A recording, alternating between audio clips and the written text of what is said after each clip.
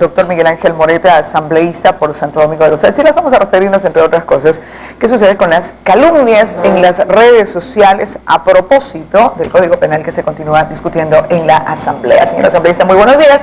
Bienvenido esta mañana. Muy buenos días, un cordial saludo a todos los ciudadanos de Santo Domingo y la región.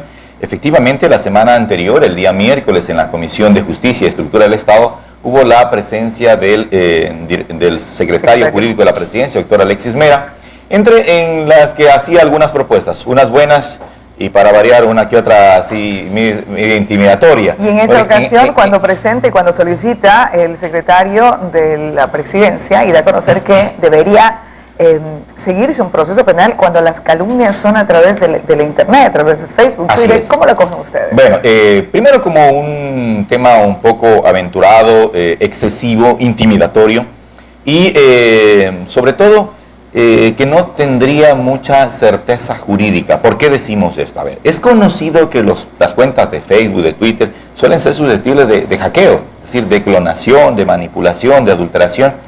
Mientras esto no esté claramente regulado, establecido, es un riesgo poner las injurias en redes sociales como un tipo penal.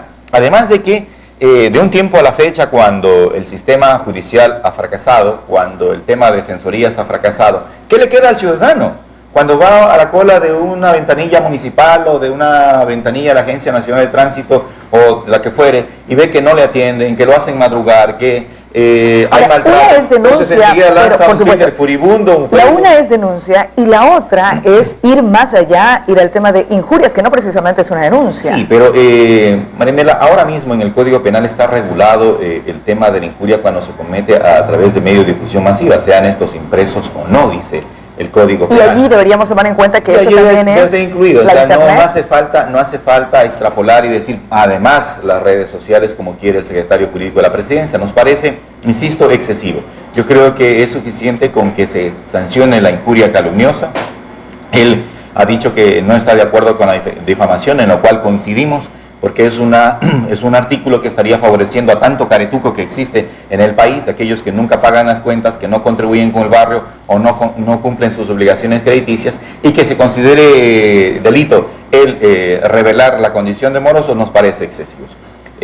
Asimismo, había dicho el secretario de la Presidencia que consideraba que no era necesario incluir el linchamiento mediático como figura penal en el Código Orgánico Integral Penal. ¿Ustedes cómo lo están viendo? Eso nos parece adecuado, porque es lo que hemos venido sosteniendo al interior de la Comisión, es decir, a ver, no penalice, pero sí sancione. ¿Hasta qué tanto se quiere perseguir el periodismo de investigación que ha destapado mucha cloaca de corrupción en este país, en este gobierno y en muchos gobiernos anteriores y en todo el mundo? Y que el periodismo de investigación es un trabajo muy delicado, muy arriesgado, mucha gente incluso expuesto a su vida. Entonces, ahí hay una feliz coincidencia. El tema de las redes sociales nos parece, insisto, excesivo, impertinente y sobre todo constituye una grave amenaza para que el público deje de decir lo que siente, lo que piensa, en un momento determinado, cuando ve que sus gobiernos y las instituciones del Estado no funcionan sobre todo.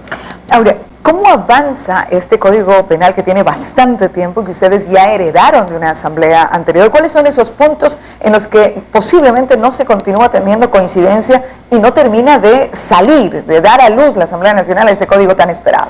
Bueno, este código se sigue trabajando muy intensamente. Te cuento que ahora a las 10 de la mañana tenemos sesión de Comisión de Justicia y a veces hemos estado sesionando hasta 3 días seguidos, día completo, mañana y tarde, con el objeto de avanzar. ¿Cuáles son los puntos críticos del Código Penal?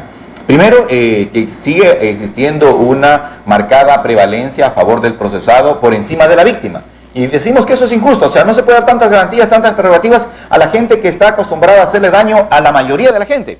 Y ahí hay que revertir esas situaciones. Resulta que un delincuente, resulta que el delincuente puede solicitar para su defensa un abogado, pero resulta que la víctima, la madre que es hija, resultado de una niña violada, no tiene un abogado para defenderse. Esas situaciones injustas las hemos reclamado al defensor público, al doctor Ernesto Pazmiño, porque él cuando presentaba su lámina hablaba del debido proceso y el derecho a los delincuentes. Y a ver, un ratito. Del 76, a la víctima el 77 y el 78 de la Constitución habla precisamente de los derechos de la víctima. Primero la víctima, señor defensor público, primero la víctima. ¿Por qué? Porque somos 14.500.000 habitantes y hay, dicen ellos, 23.800 detenidos. Póngale que procesados con todos sean 50.000. ¿Ya? Resulta entonces que 14.450.000 son gente buena, son gente que ha sido víctima de un asalto, de un robo, una lesión, de un atraco, una violación, no sé. Entonces, ese tipo de situaciones... Pero el debido proceso no se toma en cuenta desde el punto de vista de la no víctima. se toma en cuenta. ¿Qué otra cosa está allí, por ejemplo? El tema de las drogas. ¿Cómo regular el tema de las drogas sin que sea una paranoia y sin que sea un hecho de injusticia? Está bien que se despenalice el consumo, pero no se puede despenalizar ni la tenencia ni el mercadeo, porque eso puede prestarse para impulsar una operación hormiga del microtráfico y hacer que el narcotráfico se siga empoderando de nuestra sociedad. Y no los jóvenes, no podemos dejar a nuestros jóvenes a afectados. expensas de la calle, la delincuencia, el crimen organizado o la muerte por sobredosis. Además que es necesario, por ejemplo, empezar a trabajar ciertamente en una rehabilitación de los drogodependientes. Mira, el Estado dice que es una responsabilidad del Estado, pero porque por es un tema de supuesto, pero salud ¿sabes pública? cuántas clínicas hay en todo el país? Apenas 4, Marianela. Una en Cañar, una en Manabí, otra en Pichincha y otra en Guayas. ¿Y qué ocurre?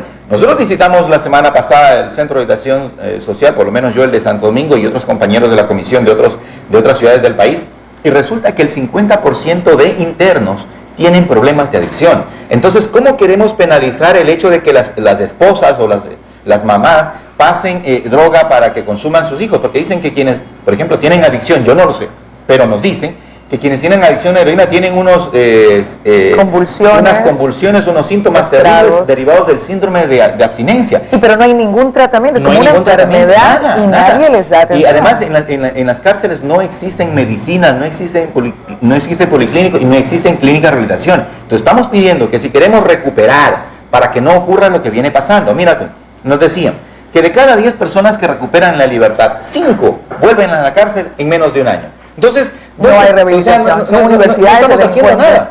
Estamos simplemente especializando en la delincuencia a los detenidos. Entonces, toda esa serie de situaciones hay que cambiar. ¿Qué otros temas críticos hay? Las injurias, el tema del linchamiento mediático, que ventajosamente va quedando sin piso, ahora injuria en redes sociales. Viene el tema de la penalización por no afiliación. No afiliar a una persona al Seguro Social significa 50 a 200 remuneraciones, que es una brutalidad, porque te van a condenar a pagar $15.000 a $62.000.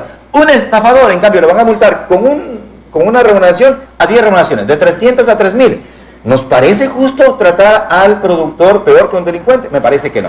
Otro tema también que están ensañándose mucho es el tema de la mala práctica profesional. Donde a los médicos, no dice médicos, sino mala práctica profesional, pero es dedicada a los médicos. De los médicos se los quiere también poner al mismo nivel de delincuentes y peor. Es decir, todavía hay posibilidad para que cada uno de los frentes pueda hacer presión en la Asamblea Nacional. Pero por supuesto que sí, y yo he ofrecido, y lo digo públicamente, hacer reformas, insistir en las reformas al proyecto de Código Orgánico Integral Penal para que, primero, se proteja a las víctimas.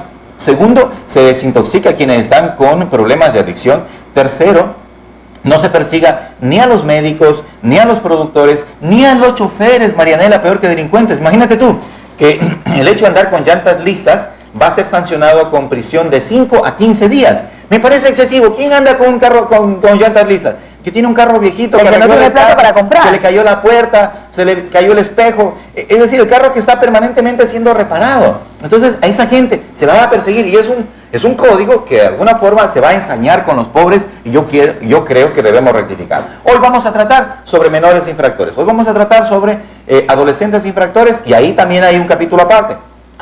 Mi criterio, ¿no? Hay que mantener esa política de la especialidad de la rehabilitación en el caso de los menores infractores. Deben ser tratados por jueces diferentes, jueces de línea especiales, pero creo yo que hay que revisar el internamiento de 4 años de aquellos que cometen delitos execrables como los que se fugaron de Riobamba y fueron matando policías, civiles por ser menores de edad. Entonces, eso no puede ser una alcahuetería. ¿Por qué? Porque resulta que quienes están en narcotráfico, quienes están en sicariato, lo están utilizando, lo están reclutando, lo están entrenando como paramilitares, les dan una pistola y ahora sí lo sueltan en una moto para que sigan cometiendo delincuentes porque sabe que en el peor de los casos, en 4 años volverán a la calle.